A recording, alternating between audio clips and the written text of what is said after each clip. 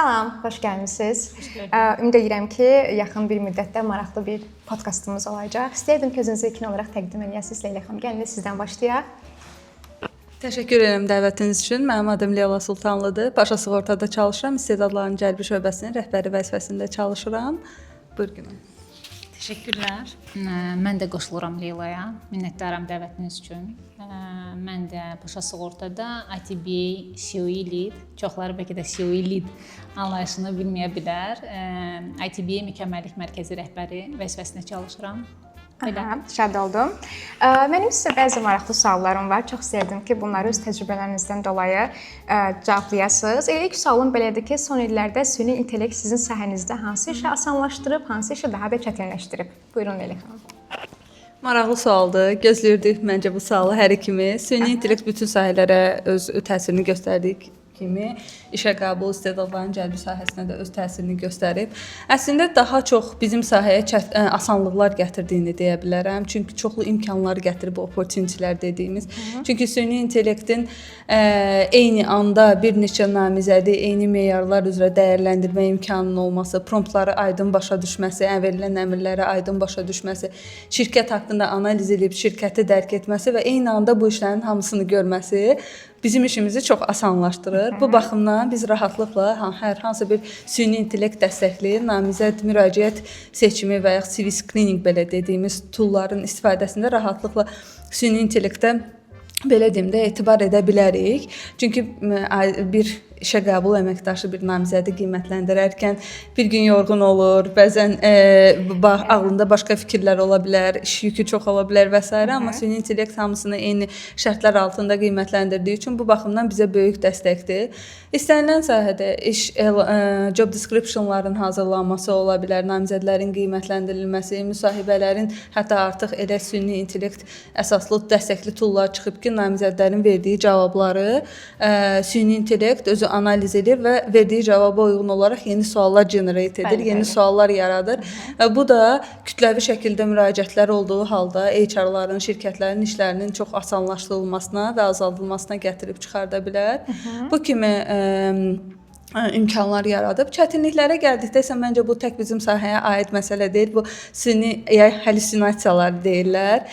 Bəzən bunlar bizə çətinliklər gətirə bilər, amma yaxşı sazlanmış texnologiyalarla düşünürəm ki, bunun da öhdəsindən gələ bilərik. Bizim komandada olduğu kimi, bizim şirkətdə olduğu kimi məncə çox şirkətlər bu belə deyim riski görürlər və bunun üzərində texniki komandalar çalışırlar. Biz bugün süni intellektdən məmnunuq. Xoşbəxtlikmi? Xoşbəxtik. Çox xoşbəxtik hətta. Buyurun. Təşəkkürlər. Əslində həqiqətən çox maraqlı sualdır və gündəm sualıdır, belə deyərdim. Biz onu öyrədirik, o bizə öyrədir. Çünki günümüzdə AI kifayət qədər ehtiyacdır və tələbatdır və tendensiyadır və bunu izləmək lazımdır. Cari vəziyyətdə İlk başlarda təbii ki, çətin idi. Çətin idi o mənada ki, Leyla qeyd etdiyi kimi hallüsinasiyalar bizi çox yorurdu. Lakin zamanla onu idarə etmə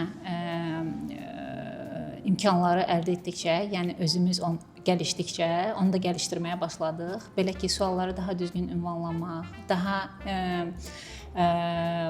tənqidi yanaşmaq, onun verdiyi hallüsinasiyalara və qərar vermə baxımından onun verdiyi nəticəyə daha odaqlı qərarlar vermək. Bunlar bizi daha da inkişaf etməyə və öz işimizdə tətbiq edərkən daha strukturlu tətbiq etməyə yönləndirdi.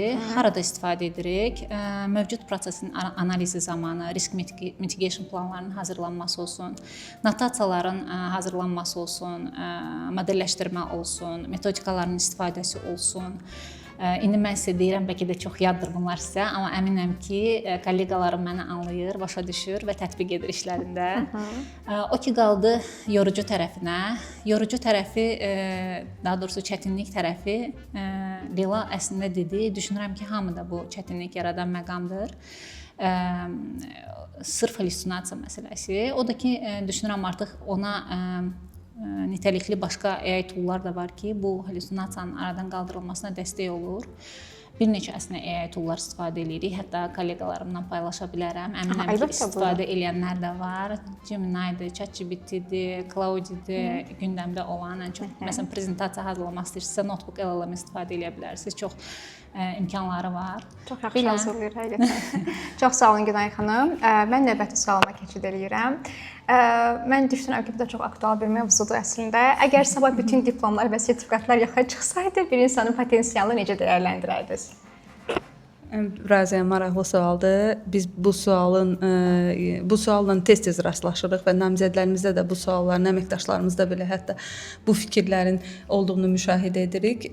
Mən deyərdim ki, biz onsuz da namizədləri nəinki biz, inkişaf yönümlü şirkətlər və biznes yönümlü, biznes fokuslu, dəyər fokuslu şirkətlər zaten nə əməkdaşları, nə namizədləri sertifikatlara, diplomlara görə dəyərləndirmirlər. Əməkdaşın ən vacib olan əseti deyək də, belə deyək, ən vacib olan ehtiyatı onun biliklərindən də öncə bacarıqlarıdır. Bir namizəddə skill set adlandırdığımız o bacarıqlar toplusu varsa, o artıq müsahibənin, görüşün, feedback sessiyanın fərqi yoxdur biz hardayıq. 2-ci, 3-cü dəqiqəsindən artıq öz biliklərini və bacarıqlarını nümayiş etdirməyə başlayır. Bunun üçün düzdür, sertifikatlar, diplomlar bizə lazımdır, amma biz bu sertifikatları, diplomları qazanmağa getdiyimiz yolda əldə etdiyimiz skilllər və onları qazandığımız o skillləri tətbiq edə-edə özümüzü nə qədər inkişaf etdirmişik, onlar da bizim skilllərimizi daha gücləndirir. Yəni bu kimi keyfiyyətlər bizim üçün daha vacibdir. Həm işə götürənlər üçün, həm şirkət rəhbərləri üçün, həm bütün şirkətin işləyib xidmət göstərdiyi müştəriləri üçün və yaxud bu dövlət sektorunda vətəndaşları ola bilər. Ona görə sertifikatlar və diplomlar deyərdim ki, bir neçə dəfə uzaqdadır bacarıqlardan. Ən vacib fokuslanmalı olduğumuz bizim bacarıqlarımızdır. Nələri edə bilirik, nə dərəcədə keyfiyyətli edə bilirik. Buyurun. Mən əslində istəyərdim yox olsun. Əslində bu sertifikatlardır, diplomlardır, bunların hamısı nədən yaranıb? Yəni bizim özümüzün təşəbbüsümüzdür də, standartları biz yaratmışıq və ona uyğun olaraq beynəlxalq nitəlikdə tanıtılıb bu ki, artıq insanlar bu standartlarla getməlidir. Çünki bu standart uğur gətirib. Lesson learn nəticəsində əldə olunan bir belə deyim, qiymətləndirmə meyarıdır. Məndən soruşsaz, mən ən son baxıram sertifikatlara, fikrimi öyrənmək istəyirsinizsə. Zaten intervyu zamanı, müsahibə zamanı biz suallar yönləndiririk və bu bir standartdır. Bu Azərbaycanda da bu standartdır, ölkə xaricində də bu standartdır, bir metodikadır və əgər əməkdaş özü bu istiqamətdə özünü gəlişdiribsə, inkişaf etməyə açıq olubsa, istənilən halda hətta hard skilllərində bizim istədiyimiz leveldə olmasa belə, o potensial varsa, onda özünü gəlişdirmək, özünü inkişaf elətdirmək, onun qarşısına heç kim ala bilməyəcək. Bu da nə ilə özünü belə deyim, balanslaşdırır? Səriştələrlə, soft skill-lə.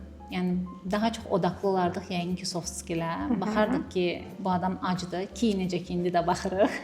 Öyrənməyə, öyrətməyə, inkişaf etməyə, çalışmağa, ownership-li, məsuliyyəti var. Demək ki, onun öhdəsindən gələ bilməmə ehtimalının heç bir şey yoxdur. Yəni mən belə yanaşıram və yanaşardım da elə də olsaydı yanaşardım, yəni fərqi yoxdur. Mən növbəti sualıma keçid eləyirəm. Bu da çox maraqlı sualdır əslində. Gənc mütəxəssislərin karyera qurarkən ən çox diqqətdən qaçırdığı, amma sizin çox vacib hesab etdiyiniz məqamlar nələrdir? Burada bir çox məqamı saymaq olar, amma məncə bu sırf gənc mütəxəssislərə fokuslanırıqsa, burada ən birinci gəlir məğlubiyyətdən, yəni fail Azərbaycan dilində daha belə deyim də uğursuzluqdan qorxmamaq, çəkinməmək və geri bildirimlərə, feedback dediyimiz geri bildirimlərə açıq olmaq. Əgər bu ikisi varsa, bu gün gənclərin karyeranın başlanğıcında hamımız o perioddan keçmişik də, karyeranın başlanğıcında ən çox müşahidə olunan yanlışlıq odur. Əgər bir gənc özünü karyerasının başlanğıcında o dərəcədə yetkinliyə çatdıra bilərsə, hə bu uğursuzluq idi, baş verdi. Əsas odur mən bu yola başladım və mən burdan nə götürdüm? Növbəti dəfə nələri, bayaqları yaxşı bir məqama toxundu. Çox sağ olsun Günay. Lessons learned. Mən burdan nə dərs götürdüm və mən bunu gələcəkdə nə formada etməliyəm və yaxud etməməliyəm. Bu birinci. İkincisi də bu da çox vacibdir, feedback-ə açıq olmaq. Feedback-i şəxsi qəbul etməmək, feedback-dən qorxmamaq, çəkinməmək. Həmişə rəhbərin, liderin, peerin, öz birlikdə çalışdığı həmkarlarının və yaxud digər maraqlı tərəflərin qapısını döyüb soruşmaq ki, biz bu işi elədik, bu yolda mənə nə feedback, bu prosesdə məndə nə gördünüz, nəyi daha yaxşı edə bilərdik. Bu feedback-ə açıq olma, bu ikisi olsa və öyrənməyə açıqlıq falan, bunlar da hamısı öz yerində. Mən düşünürəm ki, gənclər daha sürətlə və daha tez uğura çatarlar. Buyurun. Mən tamamilə razıyam Leylanın dediyi bütün belə deyim fikirlərlə. Əlavə edə bilərəm sadəcə. Əlavəm də odur ki, sual verməkdən qətiyyən çəkinməyin. Daima sual verin, çünki sual verərək öyrənirik. Zaten biz sizi işə götürəndə anlayırıq ki, siz hələ öyrənmə periodundasınız. Əsas odur ki, o güvəni bizə ötürəsiz ki, biz inanaq ki, siz bunun öhdəsindən gələcəksiniz. Ona görə suallar çox verin. Və delegasiya çox önəmlidir. Yəni sizin rəhbəriniz sizə hansısa bir məlumatı ötürürsə, əmin olun ki, siz tam anladınız. Tez qaçın, mən onu eləyim, gətireyim, bu reverkə yol verəcək. Ona görə çalışın ki, tam anlayasınız ki, sizdən gözlənti nədir. Onun üçün də sual vermək lazımdır. Kəmiyyətə deyil, keyfiyyətə önəm vermək lazımdır. Yəni sürət istəsəz də o tempdə olmayacaq ki, anında gedib gətirəsiniz. Sualları amma öncədən versəz və daha strukturlu getsəz, əminəm ki, həm sürətli, həm keyfiyyətli iş ortaya qoyacaqsınız. Ona görə bunları demək istəyirəm ki, sual verin. Yəni ki, mesaj alanlar aldı. Bəli, çox sağ olun. Deməli, keçirəm növbəti sualıma. Bu sual da yəni çox maraqlı bir sualdır. Karyeranızı ilk başlayanda siz hansı addımları atmısınız və düşünürsünüz ki, bu digər insanlar üçün də faydalı ola bilər? Mən ən yadımda qalan və ən çox ümumiləşdirə biləcəyim bir məsələ var. Mən deyə bilərəm ki, mən həmişə magistraturanı 2018-ci ildə bitirdim və ondan sonra başlayıb ilk iş təcrübəm, rəsmi ilk iş təcrübəm. Mən öyrənməyə həmişə acıydım. Magistraturanı bitirmişdim, amma ondan sonra yenə oxudum. Bəzən yaxınlarım mənə dedi ki, bitmədi, oxumaq bitmədi, öyrənməklə də yanaşı işləməyə acıydım. Yəni həmişə iş istəyirdim, iş axtarırdım, gedirdim rəhbərlərimə, liderlərimə, komanda yoldaşlarıma ki, oradan onu da mən götürmüşdüm, buradan bunu da mən götürmüşdüm. Mən düşünürəm ki, bu mənim formalaşmamda rol oynayıbdı. Belə, bunu indi sadalı deyə bilərəm. Buyurun, xanım. Mən nəyi deyə bilərəm? Hansı ki, çox önəmli praktikadır mənim həyatımda. Hələ də onu tətbiq edirəm əslində. İndi biraz uzun müddətli qaldı, amma deyim. Dəyişiklikdən qorxmamaq və risk almaq. Nəyə görə? Mən sizə bir dənə işin püf nöqtəsini açıqlayım. Mən 9 il bank sektorunda çalışmışam və sığorta sektorun belə deyim proses-based yanaşmasından bank sektoru tamamilə fərqlidir. Leyla məni təsdiqləyər. Biz kolleqayıq köhnə və indiki. Və o nöqteyi nəzərdən ki, fikirləşəndə ki, mən sığortanı heç nə bilmirəm, sıfırdandır və öyrənəcəm, o sual olmayıb məndə ümumiyyətlə. Mən öyrənəcəm deyə və mən bacaracam deyə yanaşmışam və bu belə deyim, yanaşmanı da öz komandama da ötürməyə çalışıram ki, bundan qorxmamaq lazım. Çünki həqiqətən günümüzün tələbi budur, dəyişməyə açıq olmaq. Daima yeniliklər olur, biz bunu izləməliyik. Onu da izləməsək və özümüz onu tətbiq etməsək, digərlərini də buna inandıra bilməyəcəyik. Və eləcə də Leylanın qeyd etdiyi kimi öyrənməyə ac olmaq, inkişaf etməyə meyilli olmaq belə. Çox sağ olun. Əgər söhbətimizi sonlandırsaq, son olaraq tələbə və məzunlarımıza tövsiyə edəcəyiniz hansı əsas məqamlar olar ki, həqiqətən bunları eləyin, bunlara riayət eləyin, karyeranızda uğurlu olacaqsınız və s. Faildən qorxmayın. Uğursuzluqlardan qorxmaq lazım deyil. Qeyd etdiyim kimi feedback-ə açıq olmaq lazımdır. Həmişə kritik düşünmək lazımdır.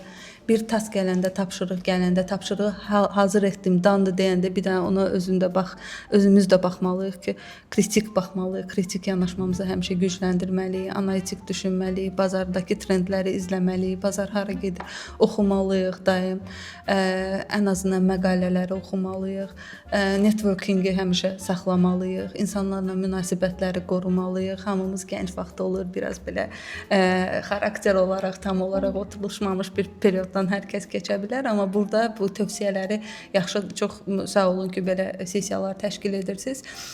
Bu tövsiyələri boş qəbul eləməmək, yumşaq qəbul eləməsinlər. Doğrudan da kommunikasiyanın, networkingində ciddi rolu var.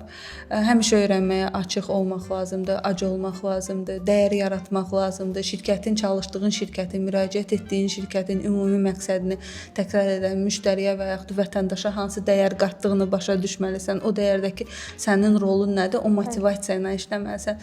Əmək haqqı qane edə bilər, amma bir neçə aydan sonra o rutinə çevrilir, o mask kimi görürsən ki, zaten olmalıydı. Vəzifə bu da bir müddətlidir. Amma yaratdığın dəyər, insanların həyatına etdiyin o toxunuş, o səni həmişə motivasiyalı saxlayacaq və daha da sürətlə uğura aparacaq. Mənim demək istədiklərim bunlardır. Çox sağ olun. Buyurun Günay xanım. Mən nə demək istəyirəm? İlk başda çox tövsiyələr verənlər olacaq kənardan. Maaşı nə qədərdir? Ümumiyyətlə hansı pozisiyadır? Çalışın bunları qulaq ardı edin. Bunu ciddi deyirəm, qulaq ardı edin. Çünki ilk başda maaş aşağıda ola bilər, pozisiya olmaya da bilər. Siz əmin olun ki, siz öz işinizdə müvəffəq olduğunuz müddətcə yəni özünüz belə fərqində olmayacaqsınız ki, maaş necə artdı, pozisiya necə dəyişdi. Siz kəşf ediləcəksiniz və kəşf edilmək üçün də Leylanın qeyd etdiyi kimi öyrənmək, inkişaf etmək, məsuliyyət hissini artırmaq və çalışdığın şirkətin biznesinə öz biznesin kimi yanaşmaq. Bu ownershiplikdir. Gündəmdə olan kəlmədir, bilirəm, hamı bunu istifadə edir, amma həqiqətən çox vacib bir kəlmədir. Sahiblənməlisən və onun uğuruna sən də sevinməlisən. O uğur sənin uğurundur. Çünki o səni uğura aparan yoldur onsuz da. Belə, bu qədər. Çox sağ olun. Uğurlar hər birinizə, karyera başlanğıclarınızda. Çox sağ olun. Çox maraqlı görüş oldu. Həqiqətən maraqlı söhbətimiz oldu. Belə, bu qədər.